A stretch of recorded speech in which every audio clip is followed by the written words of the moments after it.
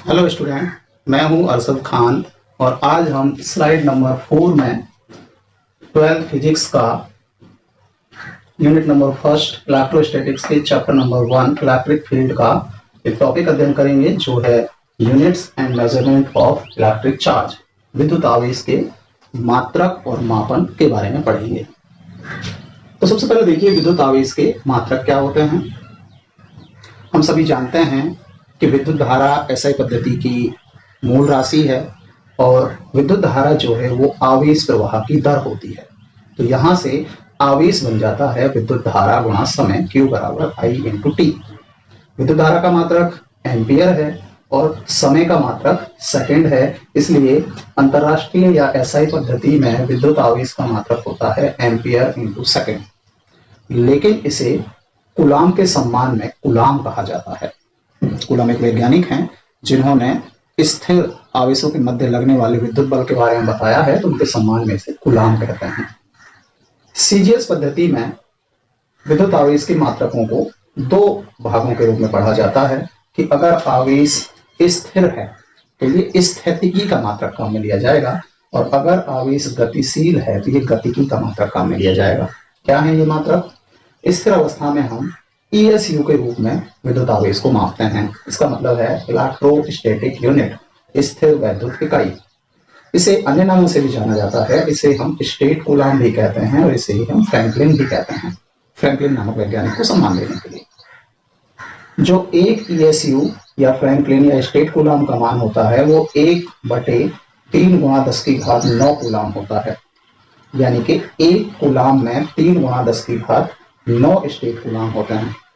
यह विद्युत आवेश की सबसे छोटी इकाई है। तो विद्युत आवेश का सबसे छोटा मात्रक क्या है? ESU, फ्रैंकलिन या स्टेट कूलाम।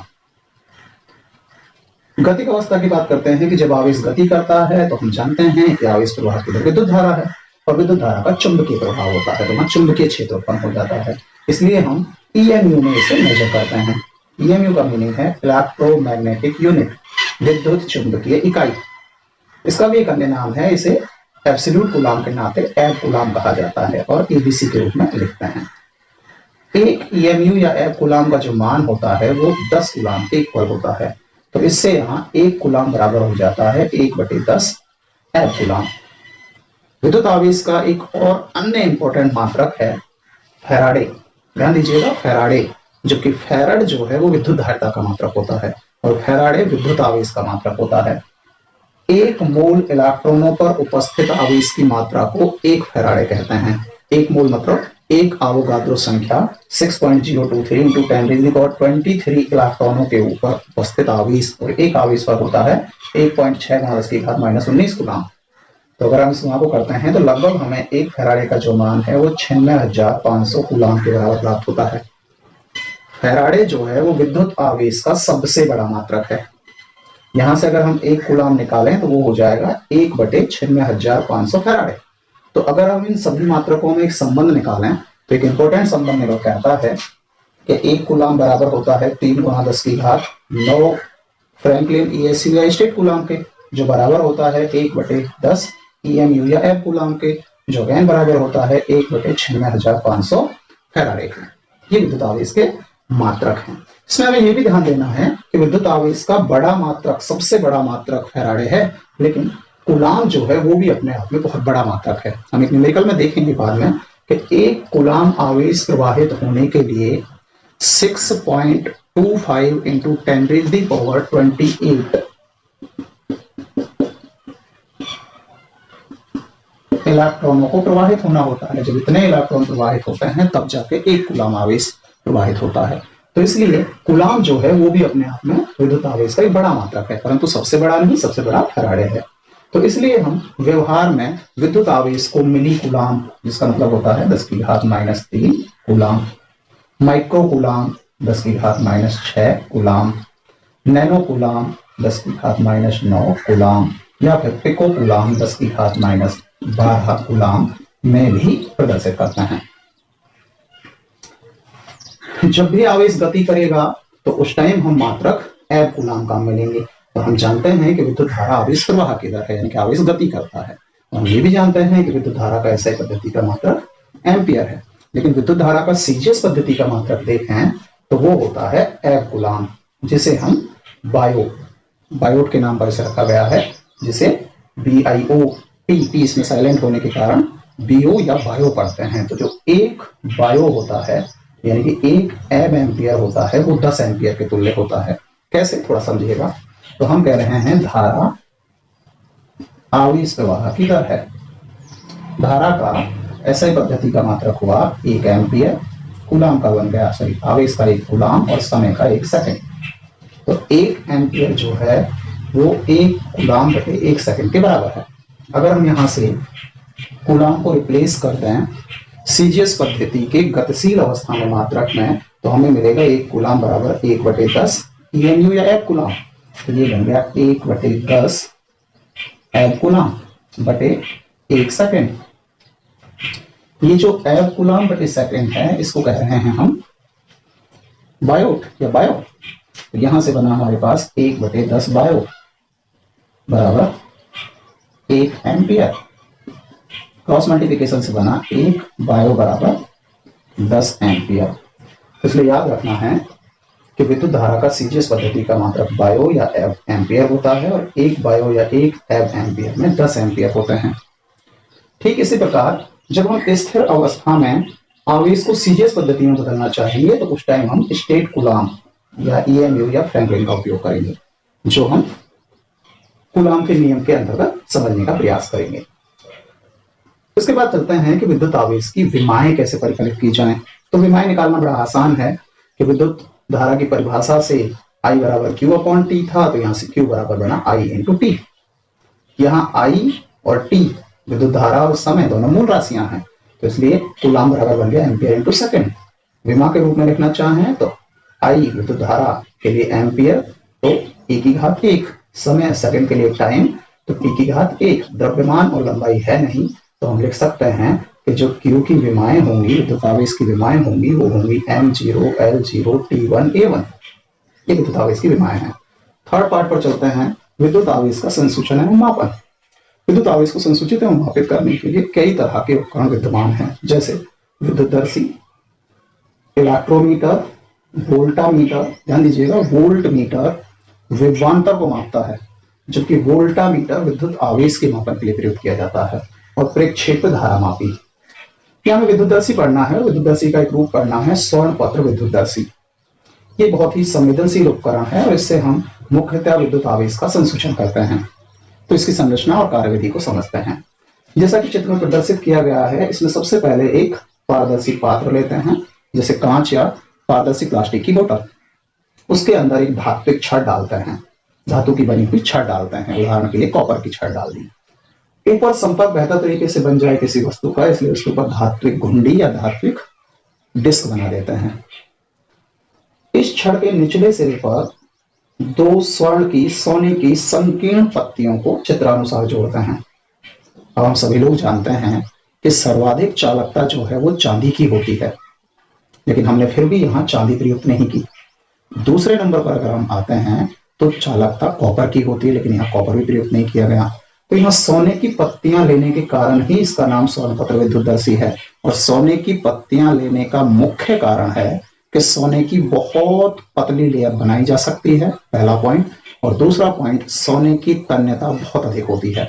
अगर हम यहाँ पर चांदी की पत्तियां ले लेते तो उनके बार बार फैलने और सिकुड़ने से तुलनात्मक रूप से भंगुर होने के कारण वो चटक जाती और टूट जाती। सोने की तन्यता अत्यधिक होती है, इसलिए इनके बार बार सिकुड़ने या फैलने से इन पत्तियों के टूटने का डर नहीं रहेगा। तो इसलिए हम इसमें क्या प्रयोग करते हैं, सोने की पत्तियां प्रयोग करते हैं।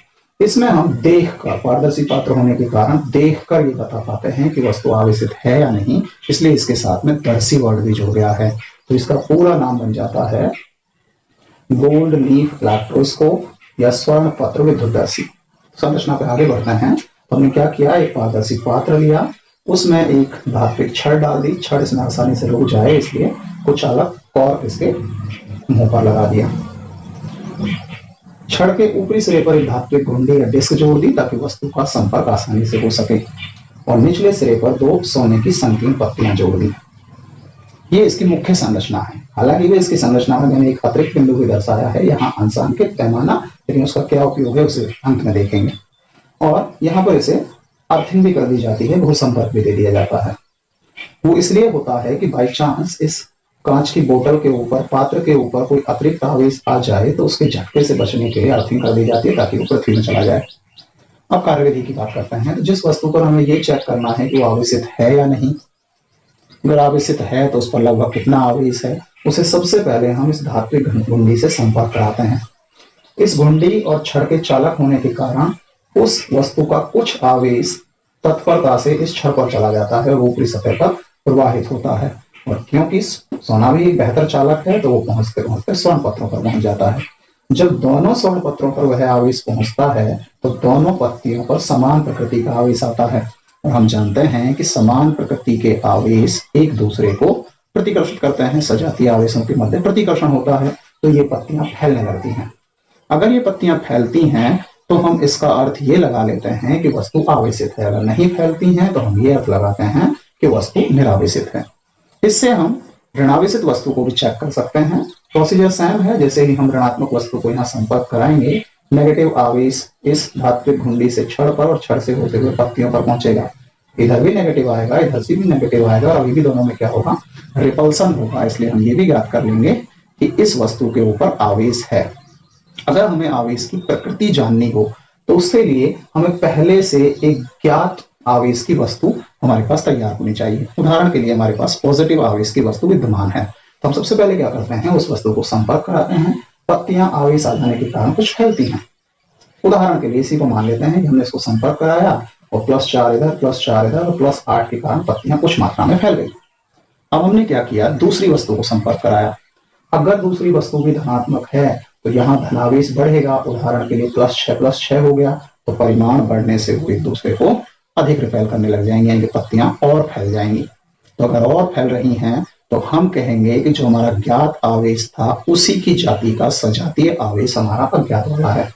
लेकिन इसके विपरीत अगर ये पत्तियां सिकुड़ती हैं तो हम कहेंगे कि वो विजातीय प्रकृति का है। ऐसा क्यों हुआ कि उदाहरण के लिए हमने इसको नेगेटिव आवेश दिया तो नेगेटिव आवेश जब यहाँ पहुंचा तो 4 पॉजिटिव, माना जो नेगेटिव जा रहा है वो दोनों पर एक एक जा रहा है तो इधर -3 +4 पॉजिटिव थे और एक आ गया नेगेटिव का, तो परिणामी रूप से +3 रह जाएगा और इधर भी इसी प्रोसेस से +3 रह जाएगा। इसलिए थोड़ी सी कम फैलेंगी, यानी कि हमें तत्परता के साथ कुछ सिकुड़ती हुई नजर आएंगी। तो अगर यह पत्तियों का सिकुड़न पैदा हो रही है तो हम कहेंगे कि हमारी ज्ञात वस्तु की तुलना में विजातीय आवेश है अज्ञात वस्तु पर। अब अगर इसका परिमाण मापना हो कि आवेश कितना है तो उसके लिए हम यहाँ एक नीचे पैमाना लगाकर उसे अंशांकित कर सकते हैं। कैसे करेंगे, उसके लिए पहले अगेन हम एक ज्ञात आवेश की वस्तु लेंगे। उदाहरण के लिए 10 कूलाम। 10 कूलाम की वस्तु को हमने यहाँ संपर्कित किया और माना कि उससे ये पत्तियां 1 सेंटीमीटर फैल जाती हैं। जैसे सपोज 1 सेंटीमीटर का फैलाव होता है तो इसका मतलब हुआ कि 10 कूलाम के लिए 1 सेंटीमीटर है तो 1 कूलाम के लिए 1 मिलीमीटर होगा, क्योंकि 1 सेंटीमीटर में 10 मिलीमीटर होता है।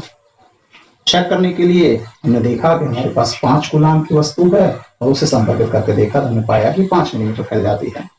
अब हमारे पास एक अज्ञात आवेश की वस्तु है, उसको हमने इसे संपर्क कराया और माना संपर्क कराने के बाद ये पत्तियां 8 मिलीमीटर फैलती हैं तो हम अंदाजा लगा सकते हैं कि 8 मिलीमीटर और 1 मिलीमीटर बराबर 1 कूलाम होने के कारण उस वस्तु के ऊपर 8 कूलाम आवेश होगा। इस तरह से हम इस उपकरण की सहायता से थोड़ा बहुत विद्युत आवेश के परिमाण का मापन भी कर सकते हैं। लेकिन मुख्यतः यह है विद्युत आवेश के संसूचन और आवेश की प्रकृति जानने के लिए प्रयुक्त किया जाता है। हमारे सिलेबस में विद्युत आवेश के संसूचन का यही उपकरण है, लेकिन अन्य उपकरण जैसा कि मैंने बताया इलेक्ट्रोमीटर, वोल्टामीटर और प्रक्षेप्य धारामापी भी होते हैं जिनसे हम विद्युत आवेश को माप सकते हैं। उम्मीद करता हूं कि विद्युत आवेश के मात्रक और मापन आपको समझ आया होगा।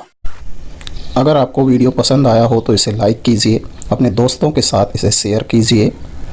FMC फिजिक्स क्लासेस चैनल को सब्सक्राइब कीजिए ताकि आप इसी प्रकार के अन्य वीडियो इस चैनल पर देख सकें।